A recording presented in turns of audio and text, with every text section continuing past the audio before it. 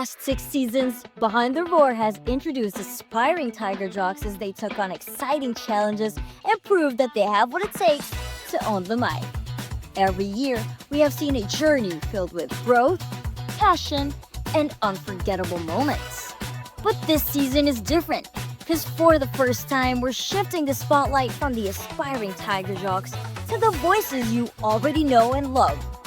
This season, you'll witness a different side of your favorite Tiger Jocks.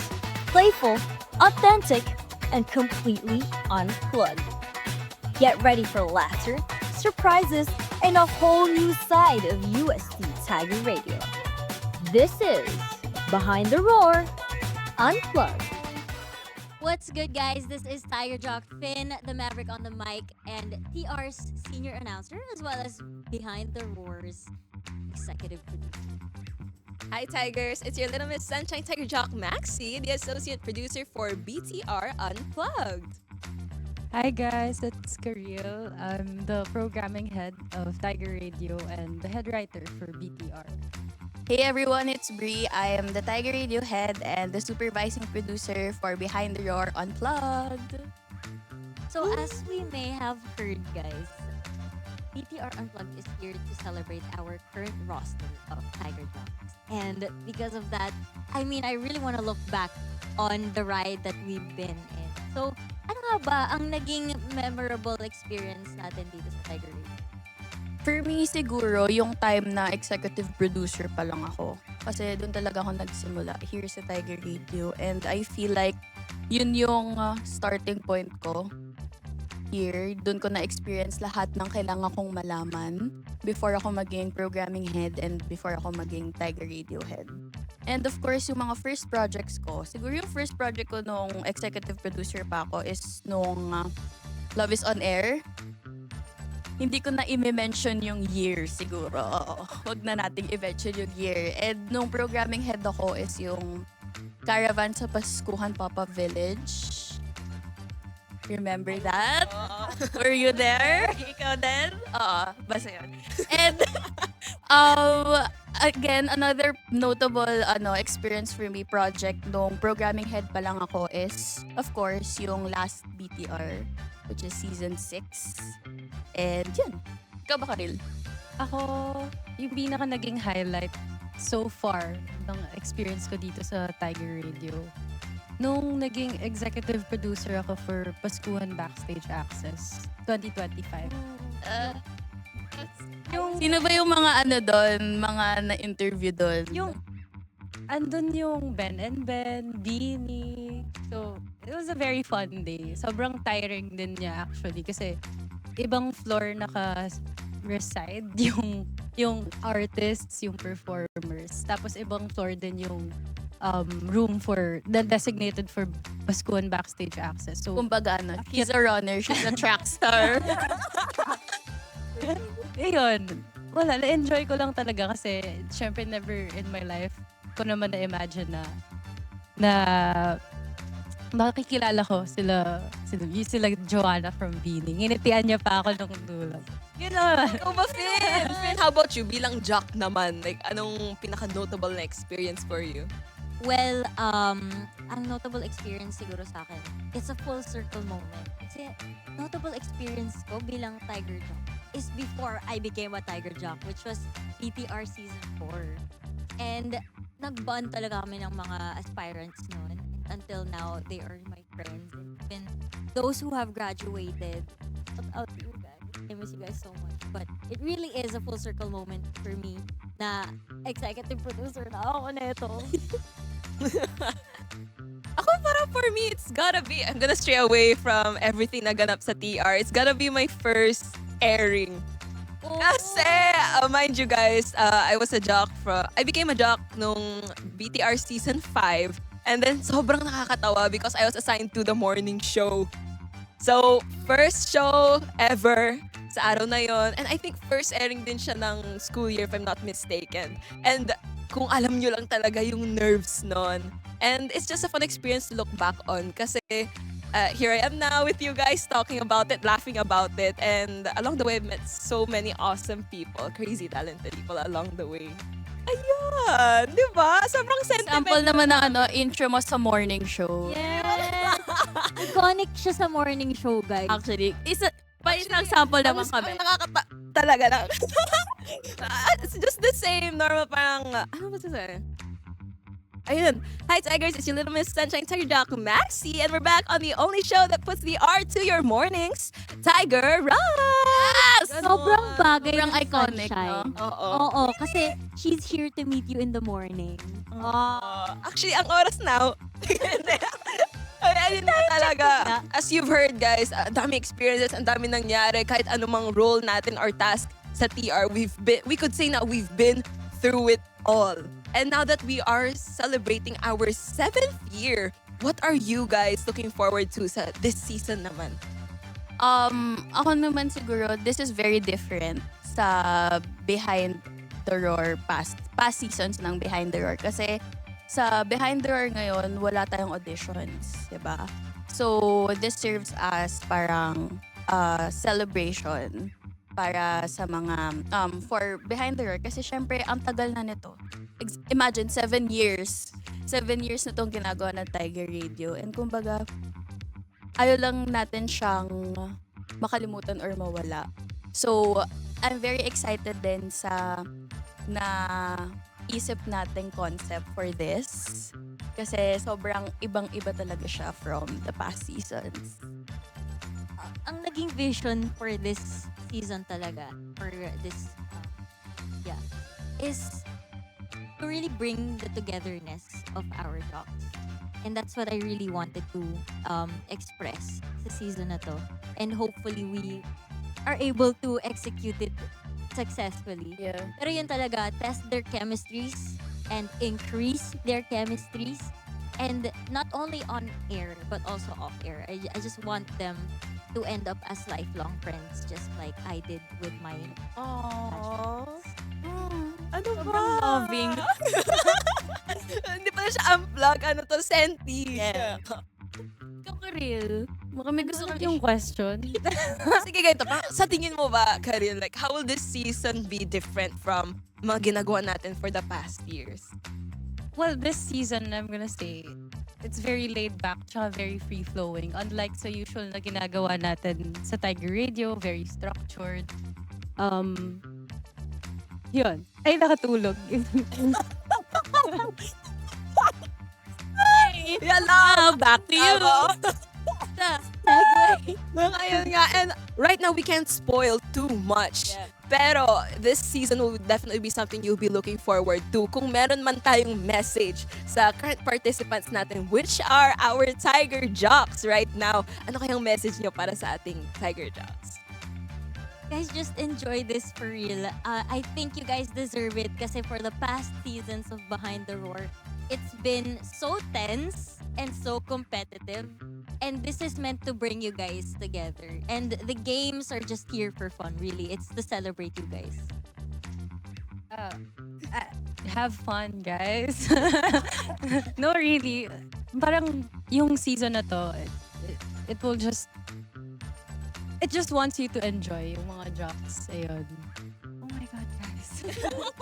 Okay, to continue yung sinabi ni Karil, siguro, kasi nasabi na ni Finn lahat eh. So, ano pang kailangan ko Sorry, sabihin? ng agaw pala, ng agaw. Siguro, coming from me, ano na lang, aside from having fun, take this as something na you guys could put sa mga core memories nyo. Kasi, di naman tayo forever dito sa UST. Hindi na, As a joke lang. Hindi na naman tayo forever na magsistay dito, of course, sa Tiger Radio, sa Tiger Media Network. So, I hope na yung prepare namin sa inyo is, aside from having fun, you take this as something memorable.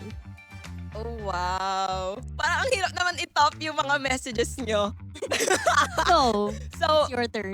for me naman siguro, I think that you guys are such unique people. All of you have different personalities and unique personas. But this time, I want to see how all of you come together, not as separate personalities, but now as a roster of Tiger Jocks for Tiger Radio. And we're looking forward to see what you have to show to the Tamashan community and, of course, to yourselves. Then, malay nyo, you might surprise yourself in the long run you stay here in Tiger Radio. Starting with this season. Grabe. Grabe. Parang how can I top that? But I think, I think we should just move forward and group them together. This is what we're looking forward to. And yeah, we're really looking forward to seeing their hidden chemistries as well.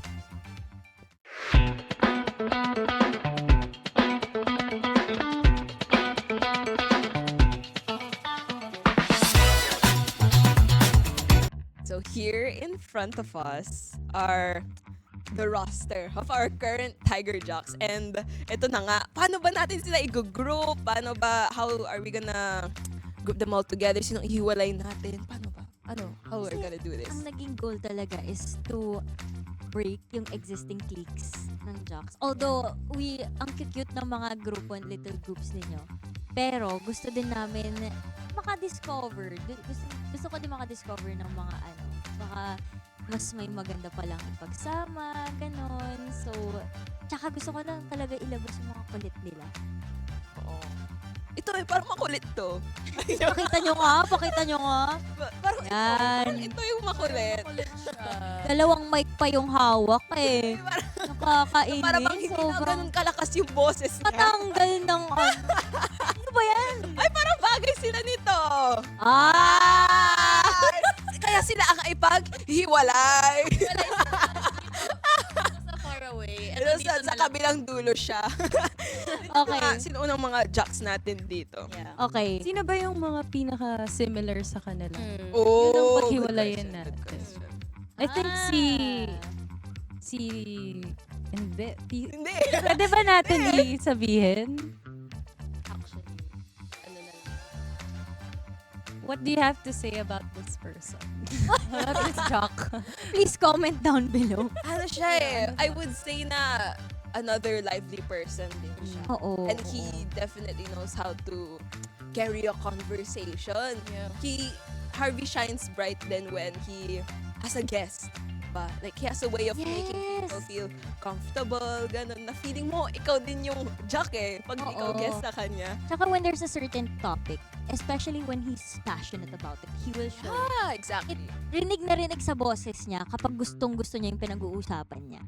And so, sobrang bright niya. And I believe this is one of the people na katulad din ni Maxi na nakakabuhay ng umaga. So, Like coffee? like, I think it would be smart to pair him up with someone who is more reserved or maybe someone who is younger and can look up to him. You know, someone we want to break out of their shell more. I think I found someone na Saan? pwede. Hey, wala dyan. Ito muna guys. Di ko muna. Ooh. Ito kasi, Pwede. younger Yeah. batch talaga. And she is quite reserved and very posh on here. And so, alam kong may kulit pa siyang mailalabas. Kasi, I mean, I know her outside of PR as well based sa mga kwento din ng friends niya. And may kulit talaga siyang ilalabas, guys. And so, kailangan niya lang talaga ipakita yan sa DR. So, I love. who's next? Sino next bunot natin? How about, since nag-start tayo ng someone lively, diba? Start naman tayo sa someone na different from lively pero sobrang maboka or matok.